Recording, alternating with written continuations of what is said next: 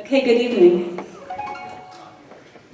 The board has already met in executive session, and we did the salute to the flag in there. Everything okay? Is it too loud? Okay, that's good. Sounds weird. Can you guys hear me out there? Yeah. Okay. So now we're up to the roll call.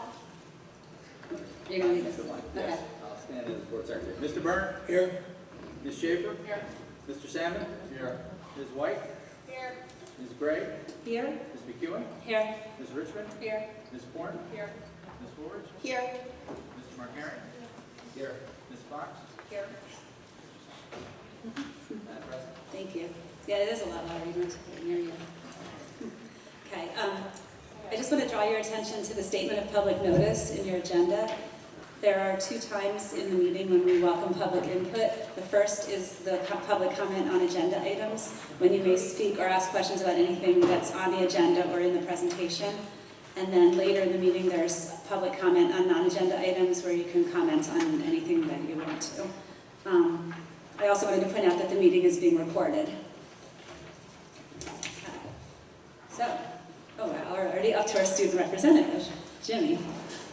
Yeah. You don't have to get close. It's, Flip it towards Jim. down. There you go. No, the other one. You doing this? It's a therapy. Just yell. Okay. Yeah, so I just wanted to follow up on my update from before. So I know Mr. Krause is here, but I want to thank the board and Mr. Krause for taking some pretty quick action. Thank you. On the concerns I made about the food service at Bridge last time. So about a week ago, Mr. Markarian was there for Mr. Krause meeting with a bunch of students where we were able to talk with some representatives from Aramark to discuss the food service at Bridge. And we had some changes implemented pretty quickly. I think the salad and the chicken changed as of last Friday. That would make it 2 full days of school since that's changed. So I can't really say if the student reception has been all that positive so far. Just we'll have to wait and see. But since this is something that they've been asking for a long time, I would hope that it is. So again, I just want to thank you guys for being able to make such a fast change on that. Beyond that, everything's going pretty well at Bridge. I wish I could say more. The seniors are applying to colleges. I'll probably be heading up early today because I have some deadlines this Friday. But the guidance department has been really helpful with the seniors in helping us manage all of that. The football team won again last Friday, so it seems like we're having a pretty good season. And I think the girls just advanced in the county tournament in soccer earlier today. So all is well. State tournament? Okay, yeah, state tournament. Yeah, so a lot of sports. Sorry, I am losing track of them all. But yeah, so that's my update. Thank you. Does anyone have any questions or comments? When does the marking period end? I don't have anyone at Ridge this year. It's coming up, right? It's the Wednesday before the teachers' convention, so we have 9 days left. Yeah, the school year's going quickly. Yeah. Okay, thank you. Okay, we're going to go down below for the board presentation about the updates from this strategic plan. So we're going to move down.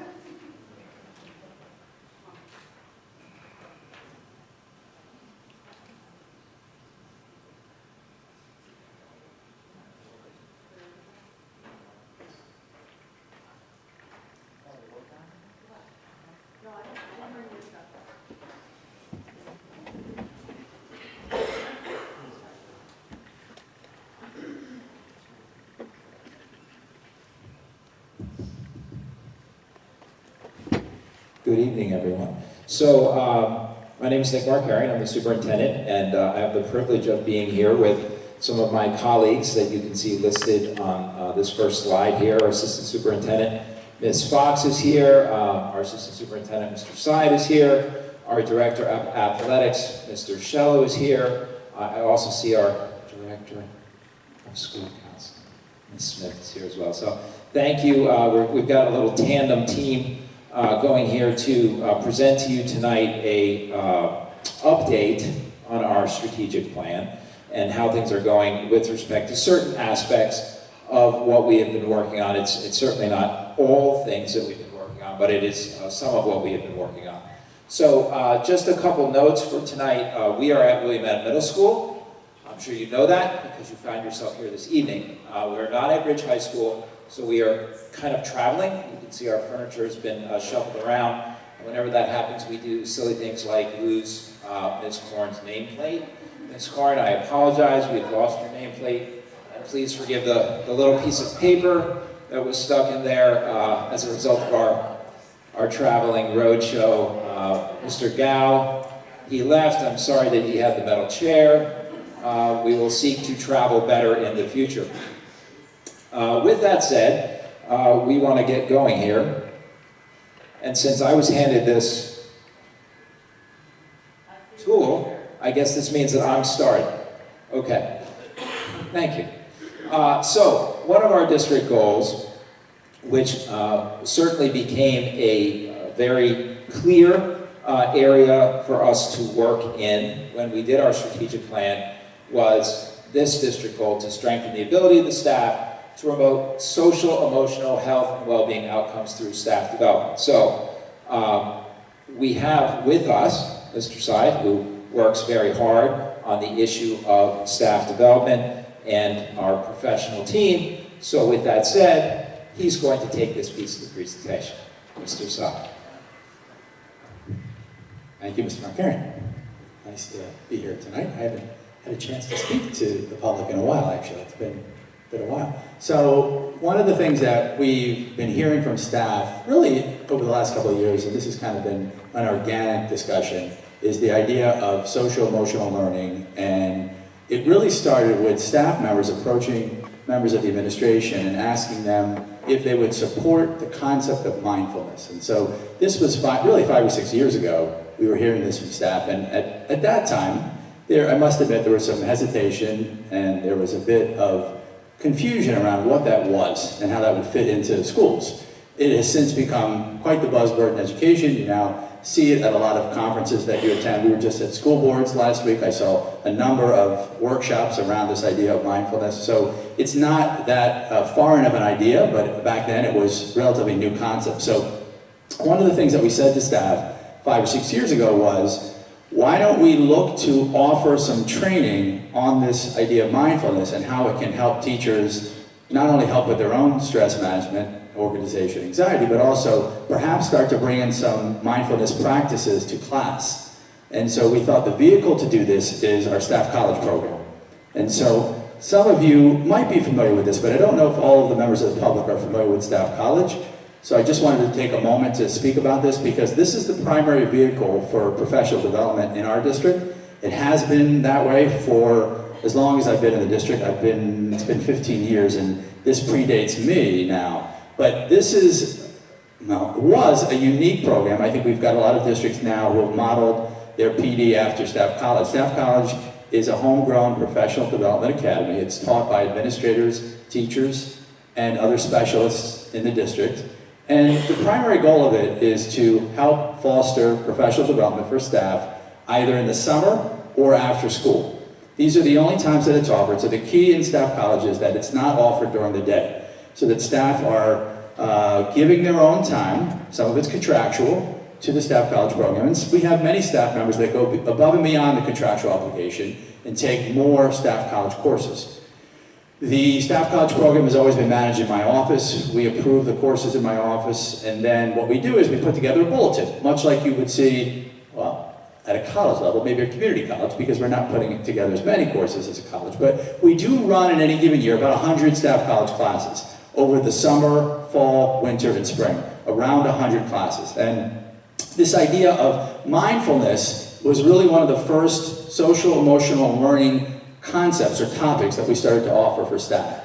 And we've got actually a couple of experts in the district who, one of them is at Annan, one of them is at Ridge. They were the first two to offer classes on mindfulness. And I have to say, there was an overwhelming response. We had to cap out those classes because they filled up. And so that was really the first foray for us into offering PD around the idea of mindfulness. And that really opened the discussion to social emotional learning, because then staff were asking, if I can bring in these mindful activities and exercises for my class to ready the class for learning, I think I can take this further. And I think I can start to integrate some of these ideas into the curriculum. So we started to see more and more classes through the staff college program. So staff are required, and we'll just speak to this year because it's in the recently settled contract, but it has been in the contract for a while. Staff are required to take 2 6-hour staff college courses. One is to be directed by the administration, and one is to be selected by the staff member. And of course, all of the courses in the bulletin are already approved by administration, so anything the staff member chooses has already been vetted. And again, it's taught by either an administrator or a teacher or some combination thereof. The other one is directed by administration. So for instance, this year, one of the courses that we directed, because it's a new initiative, is the Genesis training. So at some point, we wanted to ensure that all staff were being trained on our new student information system, Genesis. But then what we found is the staff-selected course, in many cases, and I'll show you some examples, was an SEL-related concept, because this year we saw more social-emotional learning topics than we've ever seen in our staff college bulletin. And this is partially because we administered a survey of staff in the spring of 2019, this past spring, through our professional development committee. And that's a group that oversees professional development in the district. It actually aligns really nicely with our strand through BT Connect. It's a lot of those folks who are on the professional development work that we would be doing as part of looking at strand 2. And one of the things that the survey showed is that staff want more topics around understanding what SEL is, how to integrate it into curriculum, and also how to make it more meaningful for students. And also, it's okay for them to also want more about organization and stress management for themselves. Because we know that as educators, if they're able to manage and control stress, it's going to make them more effective instructors. And so we've started to offer that, and I gave you the example here. This summer, in our staff college bulletin, we offered 22 classes just focused either on student or staff wellness or some combination thereof. And I just wanted to give you a little sampling. These are just some of the classes that we offered this summer. I think I can speak to all of them, but the one that I thought you might ask me about is the Zen Tango meditation for K-5. Right? What is that? That's actually an art-related class. It's a modified art therapy class that teachers can use with students at the K-5 level to help calm them and introduce. It's a great transition tool to go from one subject to the next. What's great about these tools, for instance, in that class, is it's something that a staff member can use that takes very little investment of time, and yet it really maximizes learning because it readies the student for the next concept or next subject. You can see some of the others. So the youth mental health first aid training, we've done that in conjunction with the township, Caitlin Cartucci, who had actually trained the administration last summer. That was another initiative that we offered this past summer.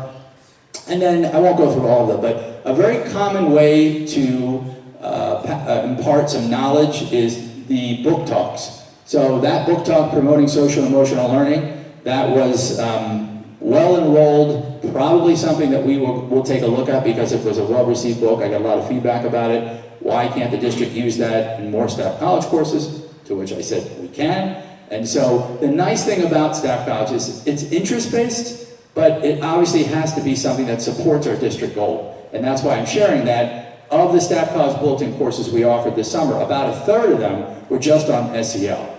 The rest of the classes are on other instructional strategies. Some might be specific to specialists, on counselors, child study team members, but a lot, as you can see, and I just gave you a smattering, a flavor for what we offered this past summer. And then in the fall, winter, spring, we don't offer as many classes because not surprisingly, staff like to meet their requirements in the summer. So the summer is our busiest season in our staff college bulletin. So we didn't offer as many classes, but we had 12 courses on SEL, and the clay therapy was a nice one. I know I heard a lot of positive things about that. Obviously offered by one of our art teachers at Ridge. And the daily mindfulness are again, tools, readiness tools that staff can use to ready students for the next concept or lesson. And again, I've seen several lessons, I think I might have mentioned this to the board, I've seen lessons where teachers are using mindfulness techniques in order to transition a class from bell ringing into the concepts for the day. And again, it takes very little investment of time.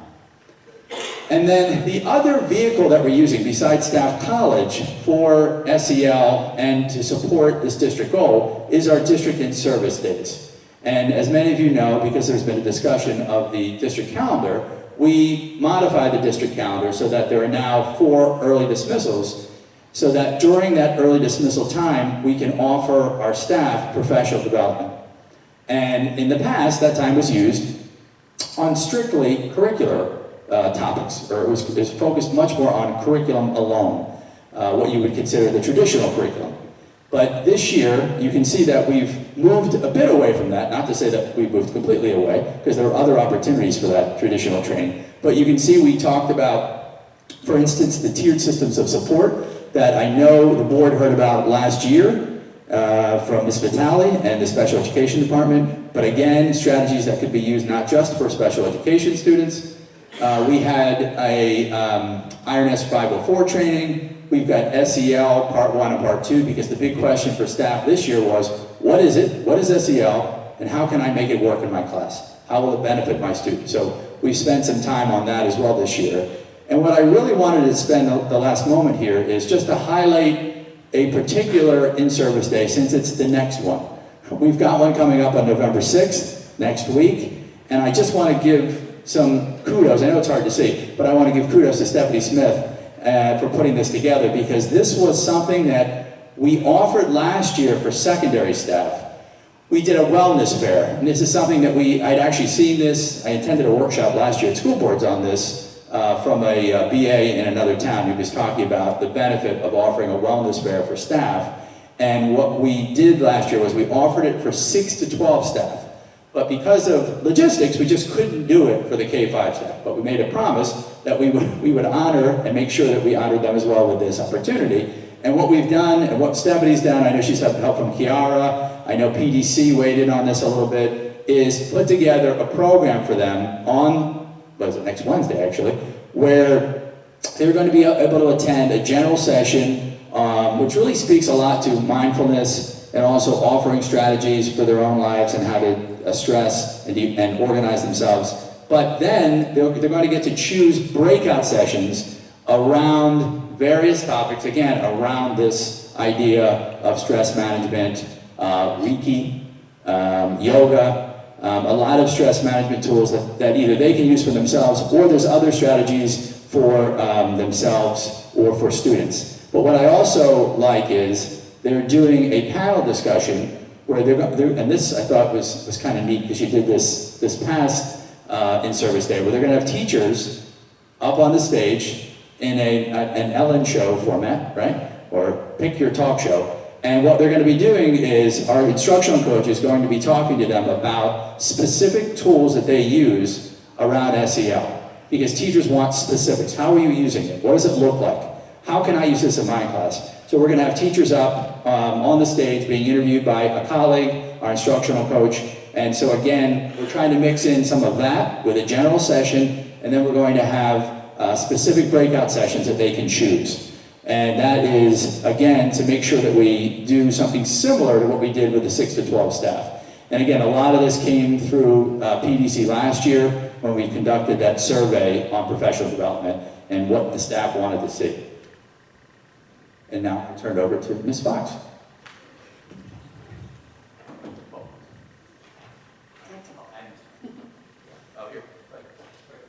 Thank you.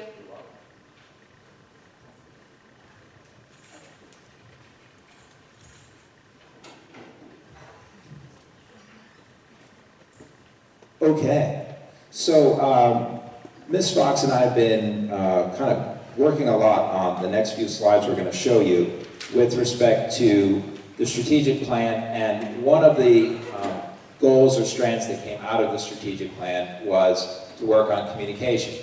So Bernard's Township Schools Connect is one of the ways that we are trying to increase communication, and it's really a communication tool that surrounds the strategic plan.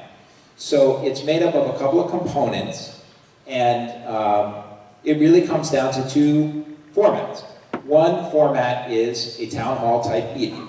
So when you hear or see flyers going out that say BT Connect, okay, Bernard's Township Connect meeting, BT Connect meeting, okay, that means that we're going to have an open forum type meeting where we are inviting anyone that is interested in the topic. Because we want to hear from people, we want to share with people what we're working on, and we want to get feedback from people.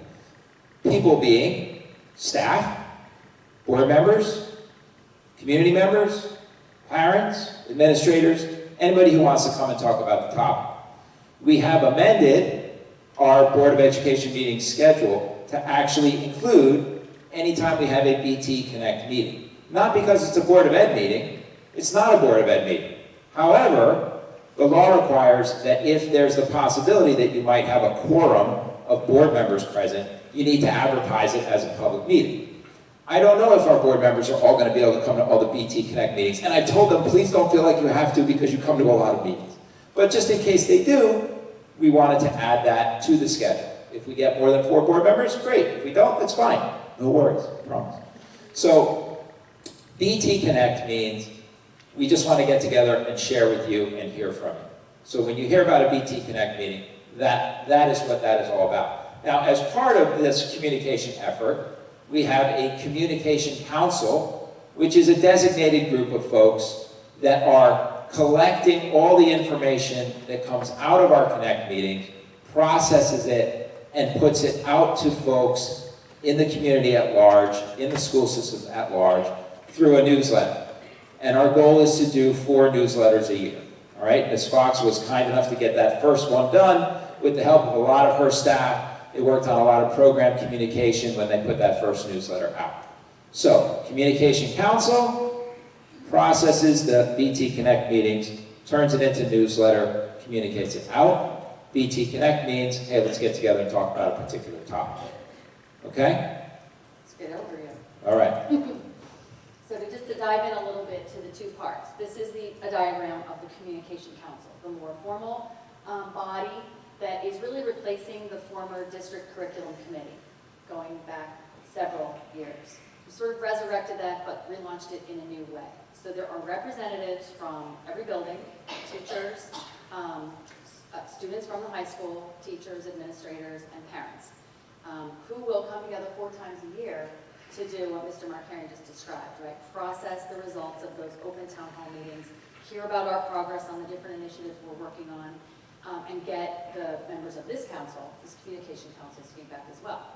We will then turn around and publish all that is discussed at these 4 communication council meetings to the whole community. They're sort of serving as this feedback loop for their different stakeholders they're representing. So they can make sure or try to spread the word that there's different meetings or there's different initiatives that we're working on and that we're hoping people they know and that they can spread the word. But they don't have like formal responsibilities to get people to meetings. They just are representing the stakeholders and sort of have contacts. Many of the parents are PTO presidents, and so they have an email distribution list and they can sort of publicize the different town hall meetings we have in addition to what we're publicizing. So it's really all about just trying to get the information out to as many people as possible so everybody knows what it is, what it means, and when you can participate, or when we just have information to share.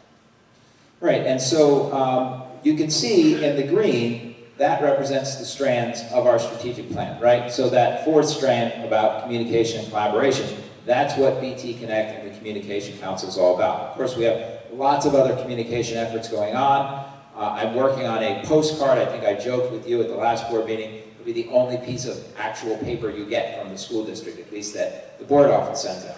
A little postcard that should be coming to your house this fall that basically tells you make sure you're getting the Genesis SIS emails, because if you're not, you're missing out on all the information we're trying to send out. So we have lots of communication efforts going on. Obviously, our district webpage. We've been trying to get better with social media, although Facebook apparently doesn't like us because our accounts are so huge that every time we try to change something, they think we're trying to destroy Facebook. So that one's a mess to maintain, but we're working on it. So definitely communication is one of our 4 strands from our strategic plan. The other 3 you can see in green below, right? So one of them is developing student competencies. We're going to spend a lot of time talking about that one. Developing staff competencies and empowerment. Mr. Syed just gave you an explanation of some of the work that's going on in that regard, especially with respect to social emotional learning, the kinds of staff college programs that we're running to try to accomplish some of the things that were identified in our staff development strand, okay? The other strand is safety and security. Obviously that is a hot button topic in the last 20 years, and it continues to be something that we're putting a lot of work into in our district. We don't have a meeting, a BT Connect meeting planned for that strand yet, but we will before the year is out for sure. I think that's an important point. The strand meetings can evolve over this year and into next year and the future years. That strategic plan is a 5-year plan. So we are working on some things this year. More may emerge this year, but some may not emerge until next year or the year after. And then the second sort of arm of BT Connect are those open town hall meetings. So these are the BT Connect meetings. And so like Mr. Marquardt was saying, when you hear that, those are the ones that are open to the public. So I know you sent a flyer out last Friday announcing the first one, which I'll talk about in a second. But there are several planned for this year already on several of the topics related really to Strand 1. But this is a meeting about any specific topic that we're working on from the strategic plan or from any other district initiative. And they will be facilitated really by the administrators or the staff members who are involved in working on that initiative. So it could vary depending on the initiative that we're working on. And the purpose is really to share what we're working on, but then to hear the feedback of any stakeholders who choose to come to those meetings. Where you think about what we shared with you, what have you heard, or what are you experiencing yourself, if you're like a student in the class or if you're a parent of a student. We want your feedback. So this is the flyer that went out last Friday for the first BT Connect meeting, which is a week from tonight, next Monday at 7 o'clock, on health curriculum revision. So those of you here tonight will hear from Mr. Shellow in a minute. He's going to go over the health curriculum revision. But also next week, it's more of an open forum for people to come and then express and ask questions and give feedback based upon this, and as well as some other information he'll share next week. So we kind of included in this flyer when we sent it out, so people have an idea of what we're looking for, some of the potential discussion topics. So an overview of the health program, how is the additional time being used, what is the skills-based instruction as an instructional philosophy that we're thinking about, that we're trying, that we're moving towards, what are the grading practices in the typical health classroom, and what is the connection between option 2 and the health program and the changes that we made. So that's just some potential discussion topics, but certainly people can bring more when they come o'clock at the Ridge High School cafeteria. Right, so that's a great example of the first BT Connect meeting, and as Ms. Fox said, the meetings that we have planned so far are really related to that first strand on student competencies. But you can see that there are some other topics that we have planned, and they are listed here, and obviously more reminders will go out as I do weekly messages with the SOS Express. Our second one is going to be on November 18th. The topic is Ridge High School Master Schedule Change. And you'll notice that for each of the topics, the first 3, we have planned 2 meetings. And what we tried to do was try to sort of spread out availability, because we realized for some folks maybe after school is better, and for other people maybe 7 o'clock is better. So each of the 3 topics that we chose first, we're having 2 meetings on. I'm sure there'll be a little bit of redundancy between each of the 2 meetings, but we wanted to try to make sure that we had ample opportunity for people to join the conversation. So you can see that we'll do the health curriculum this fall at 7 o'clock, next week on Monday, a week from tonight, and then again April 6th at 2:30. For the Ridge High School Master Schedule Change, as you probably are well aware, we've been working for a long time in trying to come up with an opportunity that would allow us to switch the master schedule at Ridge High School to rotating drop. Mr. Kraus and some of his staff were here earlier this fall. I think Mr. Kraus and Mr. Fackelman largely gave a presentation to kind of update the public and the board with respect to whether or not the mock schedule that they had been running for the rotating drop looked like it was positive, looked like it was working with the facility and the student requests. So they basically took student requests for this year's master schedule and they plugged it into an alternative schedule to make sure things would work at the high school. So they reported out on that earlier this fall, but we'll have two opportunities to discuss that. Once on November 18th at 7 and then March 31st at 2:30. And then the third topic that we wanted to focus on related to student competencies, but also related to SEL, was later school start times. And we're looking at doing that twice on January 8th and on March 5th. Later school start time, December 2nd is the snow date. Yeah, that's the snow date. That was the Sorry. snow date, I'll right? have to update that. We The have to first co- date is December, December 2nd, and the snow date was the 8th? and the snow date is January. All right. So we'll fix that I'll up, fix that. yeah. Where is it? Oh, right, yep, sorry, it's up here. December 2nd, 20.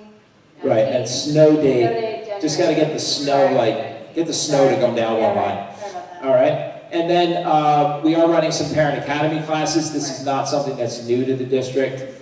Various schools over the course of my time in the district have been running different opportunities for parents to come and learn about something. And in fact, a couple of years ago, we actually started to say, hey, every time we do something for parents, regardless of which school is hosting it, what the topic is, we want to put that information out to parents. And so we did start to put together a calendar for parent presentations. Of course, all of this stuff is going to be on that calendar as well. But our parent presentations have a history of being called parent academies when specific topics were being taught. So you see that language being used again in some of these areas where we're really trying to focus on an educational piece for parents, such as effective study strategies, right? The format of these three parent academies is a panel discussion, so there'll be some people presenting some information, but then an open dialogue between who those presenters are and the audience, parents, students, who want to talk about those three topics. And we're trying to get experts in the field, or perhaps people with some experience in a particular topic, to join us for some of our meetings. For example, the later school start time. What is the rationale behind that? We're looking to see if we can bring in some doctors that might be able to help us inform the conversation beyond just the literature that we've distributed. So we want to try to make these interesting events for people to come and participate in. Actually, there was a event here right at right at William Allen Middle School. I believe it was last week on Thursday night. There was a similar type of event, one of our parent presentations where we asked parents to come for digital literacy night. And I wasn't able to be here that night, but I know I looked at all the materials. It was great. They had a whole RSVP plan with food, and it was really just a tremendous night. And the content that they had put together, I did review all of it, and it looked like it was outstanding material. And we were, so much so I said to Ms. Fox and Ms. Hudak, we got to find a way to just make sure we get this to all the kids, even if it's just during school within the regular day. So we are trying to really put a lot of things out there and make opportunities available for our community. And with that, I'm going to invite Mr. Shallow to come and talk to us about the health curriculum revision.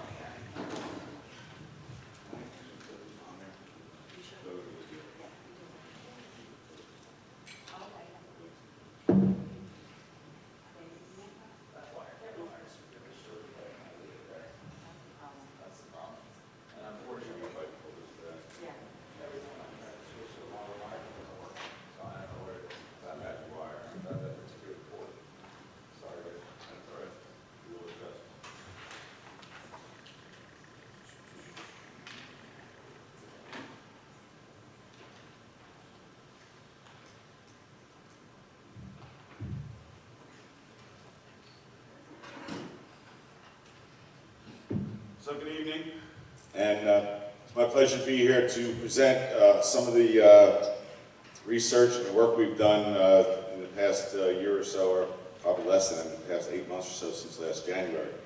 So I'm going to share some information with you that I think you'll find very helpful.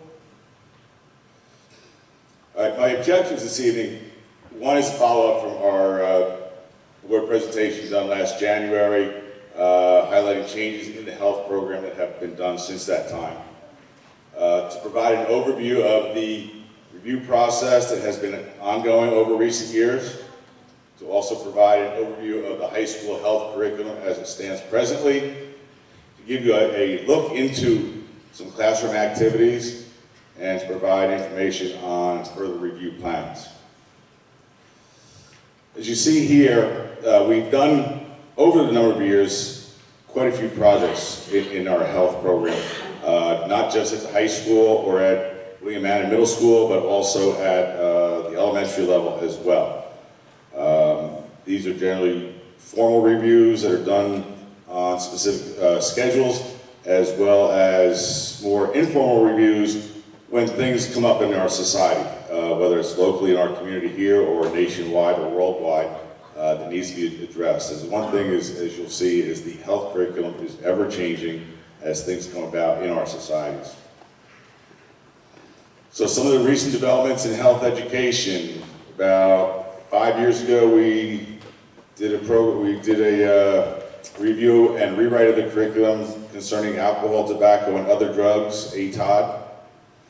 Later on, perhaps a year or two later, stress, mental health, and suicide prevention was a hot topic, and something that we wanted to address. We felt that was certainly relative to our community. Following that, the opioid epidemic. And these things are ongoing, as we know, and may continue. We want to stay on top of this. More recently, the problem of vaping and all the things that we've seen now nationwide on this topic. 5 years ago, we didn't know what vaping was, and there wasn't such an animal. And now this has to be addressed quickly in our health curriculum. You've heard a lot already about character education, social emotional learning. Health is the place where the curricular piece really takes hold in these areas. And then Kristen did mention skills-based health instruction, which I'll elaborate on in a little bit. What is it? What does it look like? All right, so follow up on our presentation last January. If you remember, we had a proposal to extend Health 10, which presently, or at that time, was only driver education, by one marking period to include more health instruction. There was opposition from members of the community due to concerns for the loss of option 2 study time and increased stress amongst our students. There was concern expressed on the quality of some of the classroom assignments. As a district, we looked at several out-of-the-box concepts to add additional instructional programming in character education, social emotional learning, and health education. Some of these ideas were to have monthly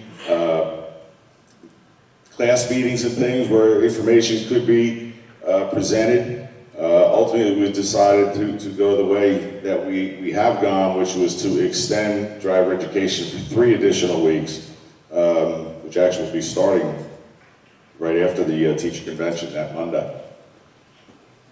As you see there, we extended Health 10 by 3 weeks to incorporate health education for sophomores. We revamped the scope and the sequence of the health curriculum across all grades, meaning grades 9, 10, 11, and 12, and created more source materials for health instructors that included suggested learning activities and improved sources aligned to the New Jersey health standards. This is a chart here that shows you where health classes are taught by grade.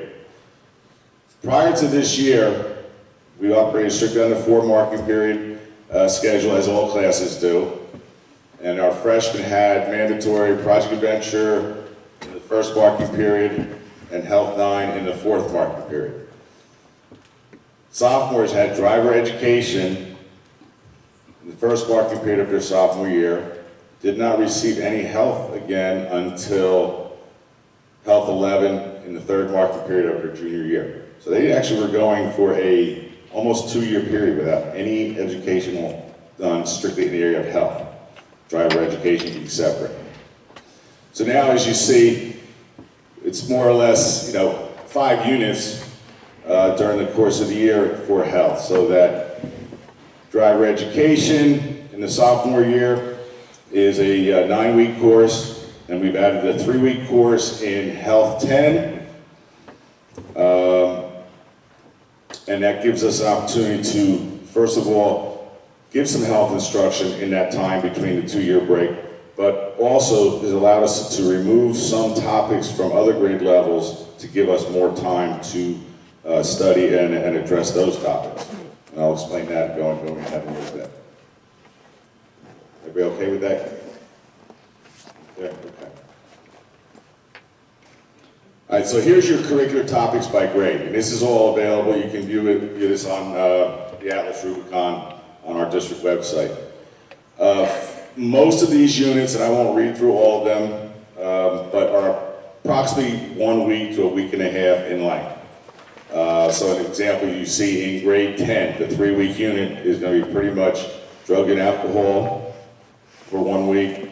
And again, drug and alcohol education is mandated by the state of New Jersey to be done every year a student is in school, even in the elementary levels. Suicide prevention and the mental health stigma. And then lastly, safe sex practices and contraception. So within that, what's new in grade 9? We've added a unit in human sexuality and relationships and boundaries. Grade 10, we've added, as you saw, drugs and alcohol, suicide prevention and mental health, safe sex practices and contraception. Grade 11, we've added a unit in mental health, male and female anatomy, contraceptives, and sexually transmitted infections. What's new in grade 12? We'd like to say that less is more here. We've been able to move things out of grade 12 into some of the other grades to allow us, our teachers, to spend more time and in-depth work in the units that are being taught in that grade. A big emphasis in the Health 12 program is moving on to college and what you need to know about health practices going on to college. And there's things such as date rape. And with mental health, one of the greatest assignments that our teachers do is the kids have to research a college. And maybe it's a college that they will attend. And they have to look up all the mental health services that the schools provide. And if you needed help, where would you go? Who would you speak to? How would you go about getting help? Which I think is a great, relevant project for the kids to have to do.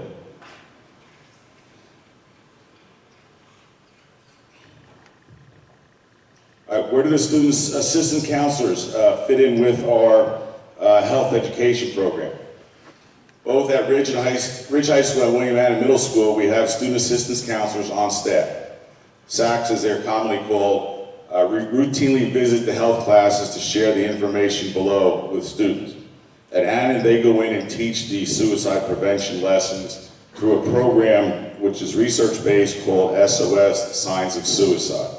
It's a subscription-based program that we enlist, and it has been well received. At the high school, the SACs get in early with the freshmen, and they came into Project Venture classes this year. There's an opportunity to introduce themselves to students, to explain their role and the services they provide, so the students get to know who these people are and how they can be of help to them. They also assist the health instructors in the presentation of sensitive topics, including mental health, suicide prevention, substance abuse. The high school SAC, Tony Anthony, has created this, which I'll just quickly show you a little bit of it. I did have permission. Interesting. I guess 'cause it's on your computer. So I won't be able to show those, unfortunately. Shoot. That'll be for next Monday.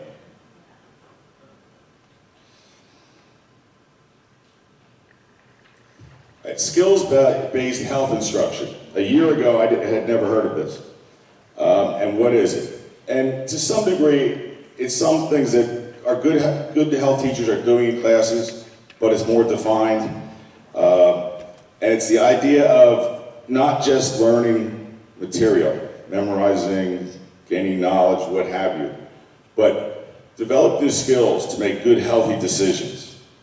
And a lot of it is discussion-based in class, getting opinions from different students, and being put in scenarios of how would we work through, whether it's being in a situation where drug abuse is prevalent, or alcohol abuse is prevalent, or what have you. But making those good decisions.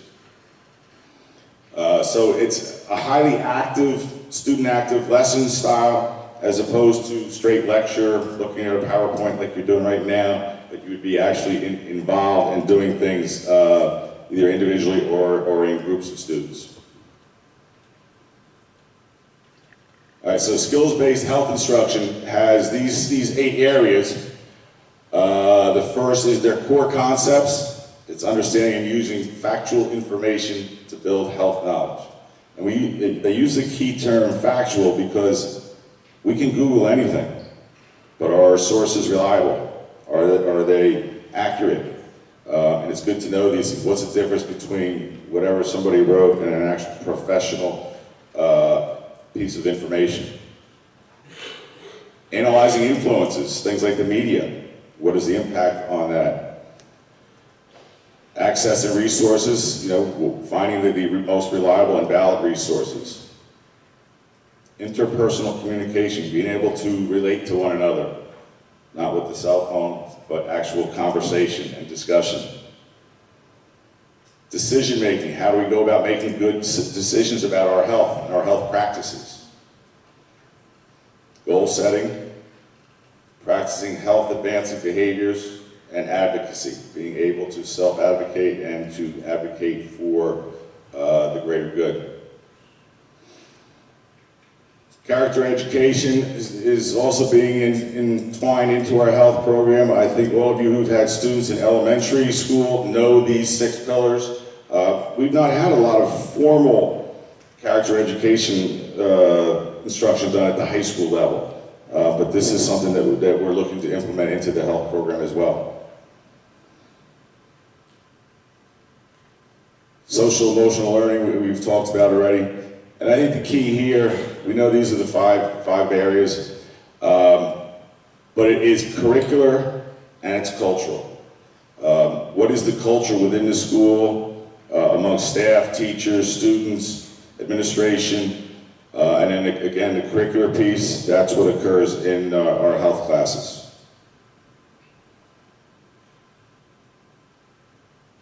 All right, so the nature of health instruction, just to give you a little bit. Health courses are not designed to be a burden academically. There are no AP, honors, CP level courses. All 10th graders take the same 10th grade class, all 11th graders take the same 11th grade class, albeit maybe with different teachers, and et cetera, in the other grades. The emphasis is student-centered activities in classes, which is our skills-based instruction. Limited homework and out-of-class work by design. Activities that are discussion-based about relevant issues that are ever-changing. Project-based activities and assessments. And grading commonly reflects active participation and engagement as opposed to written assessments. Again, we're here to promote a healthy lifestyle among our students, and that's obviously our goal. With this, because this question was asked recently, was with the grading and credits, how does this work? Students in grades 9, 11, and 12, if they are in class 5 days a week, they earn 1.25 credits for the marking period. 4 days a week, sometimes students may have a pullout for a lab day, they get 1 credit for the marking period. All right, Health 10, now how is this going to work? Because you've got the 9 weeks and the additional 3 weeks. So for the student that's in 5 days a week, he or she will earn 1.67 credits for the health class, and the grade actually comes at the end of the second marking period. All right, not at the end of driver education. Another question relative to this that's come to us is, what is the impact on students in option 2 if they need to be registered for a program at the start of the second marking period? They do not. It's more or less prorated to the same time schedule as when they are in physical education, not in health class. All right, so that would be a 6-week period for the 10th graders.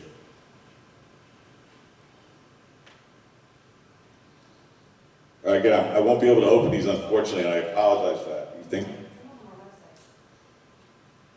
This one, let's see. This is something from Stanford. It's tobacco prevention toolkit. Let's see, we'll let us open.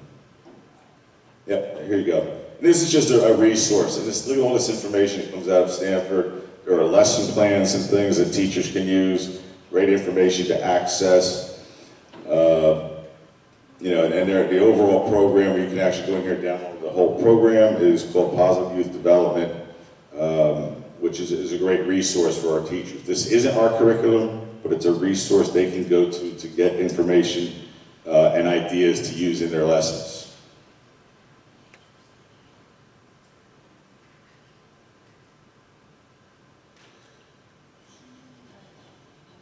Let's see this one.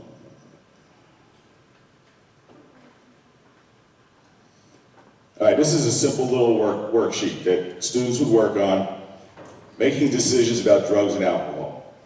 They talk about using the DECIDE method, which is a method they will learn about decision making. Very simple, research a current event or news story featuring teens, drug and alcohol abuse. Find as much information as you can about the story, at least 3 resources, and list them below.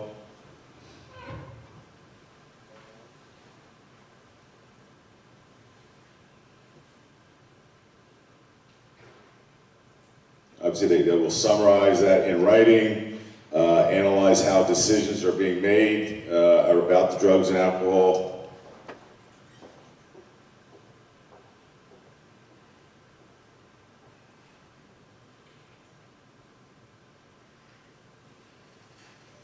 And then a big piece is to share with your classmates. Again, going back to skills-based instruction, to have discussion regarding the topic and to get different opinions and perspectives.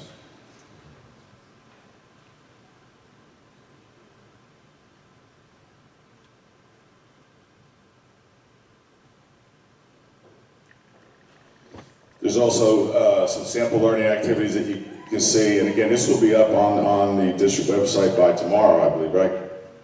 There's a date rape lesson for grade 12, a sexual violence PowerPoint that teachers can use, and a suicide prevention activity for grade 11. Student feedback. Trying to gather information. We've done a couple things. Last spring, our teachers surveyed all their students about the health program in general, as well as Principal Krause had a student forum where he met with small groups of students to gain feedback from them. From the classroom surveys, about 80% of our 11th and 12th graders responded that course lessons and activities were valuable and enriched and challenged by understanding of the topics. Now, that was a question asked. It was strongly agree, neutral, disagree, strongly disagree. From Mr. Krause's forums, there was a wide range of his responses, because this was more of an open-ended one, but as you can imagine. But the recurring theme was the importance of education in stress management, mental health, drug, alcohol education, sex education, and nutrition. I think nutrition, especially as the 12th graders going on to full dining in the cafeterias the following year. And again, we will be looking for more feedback from BT Connect meeting next Monday night at the cafeteria at Ridge. Here's some anecdotal student feedback. One of the students said, I wish there was more time so that more could be covered. Also, I think having a lab day sometimes was difficult because I would be missing valuable material. There are a wide range of topics to be covered, and sometimes with snow days and schedule changes, there's a loss of time for discussion. Again, 12th grade, because that is a second marking period class. The only real problem was the last topic, contraceptives, which lacked enough time to go thoroughly over and complete the lesson and 2 projects. And then lastly, from a 9th grader, I think the discussions were the most valuable activities because we were open to new perspectives and insights on the topic. We also had time to think about higher thinking. Sometimes we adults call those higher level, higher order questions, but from a 9th grader, it was higher thinking questions. So where are we? We've undertaken this new program at the 10th grade level. We, as you've seen for many years, we have been tweaking, changing, adjusting, reviewing the curriculum, and that process is ever ongoing. Moving forward, we will be completing a more thorough student survey to be used in the second year of our 2-year program on the curriculum review. It'll also include a committee, which will include community members, to get feedback from all constituents and to make plans going forward and make recommendations on what should be done going in the future. As much, if not more, than any subject content area, the health curriculum is a living document. It's continuously evolving as issues in society change. We've seen this vividly in recent years with increased emphasis in educating our youth in the areas listed following: alcohol, tobacco, drugs, stress, mental health, suicide prevention, opioids, vaping, social emotional learning, and character education. And that's my show. Thank you.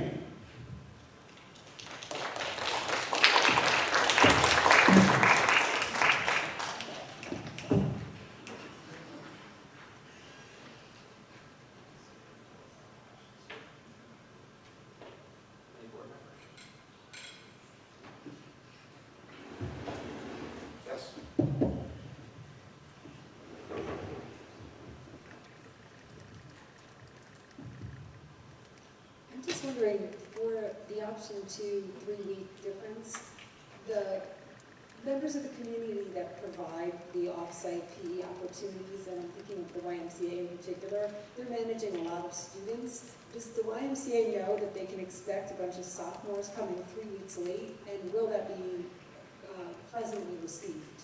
Because they do get a lot of pushback with students.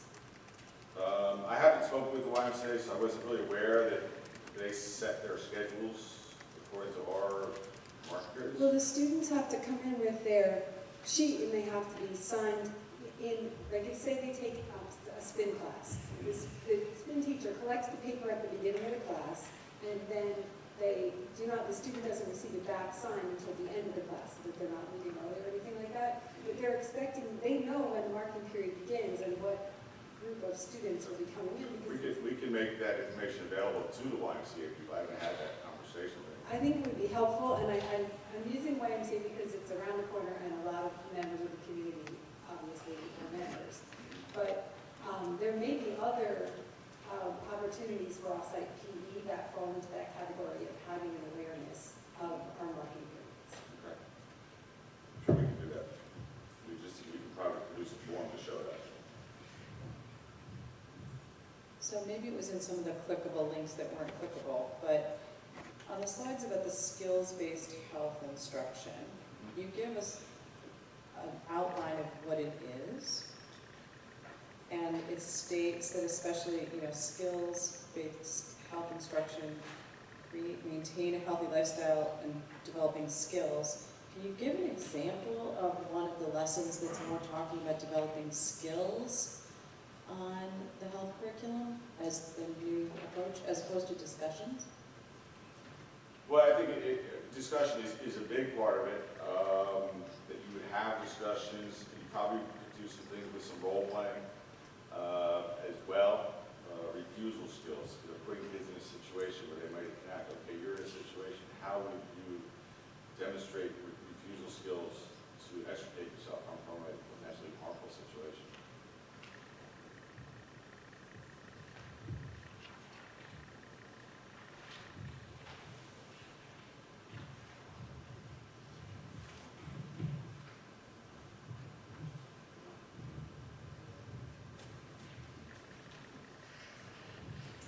Okay, thanks.